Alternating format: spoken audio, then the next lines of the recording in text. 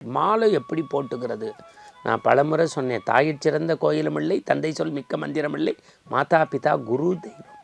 அம்மா கையிலையோ அப்பா கையிலையோ குரு கையிலையோ போட்டுக்கலாம். இல்லை திருக்கோவிலில் போய் சிவாச்சாரியார் பட்டாச்சாரியார்கிட்ட கொடுத்து ஒரு அர்ச்சனை பண்ணி ஐயப்பன் பாதத்தில் வச்சு சாமி சரணம் சொல்லி போட்டுக்கலாம்.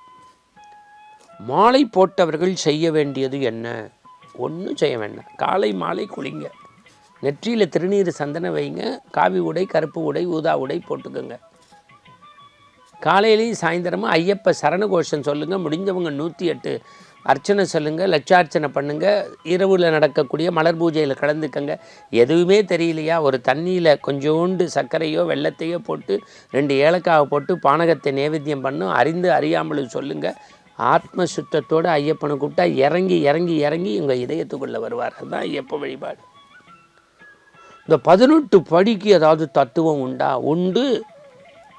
வாழ்க்கையில் எவ்வளோ விஷயம் நம்மளை ஆட்டி படைக்குது. காமம் இருக்குது, குரோதம் இருக்குது, லோபம் இருக்குது, மதம் ஆச்சரியம் இருக்குது, வீண் பெருமை இருக்குது, பொறாமை இருக்குது, பணத்தாசை இருக்குது, இல்லற பற்று இருக்குது.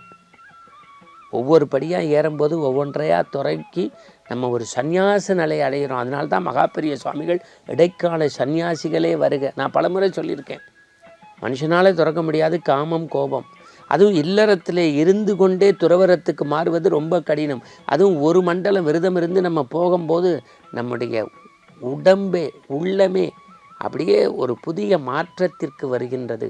நாமே துறவு நிலைக்கு போகின்றோம். அதுதான் இதில் சிறப்பு.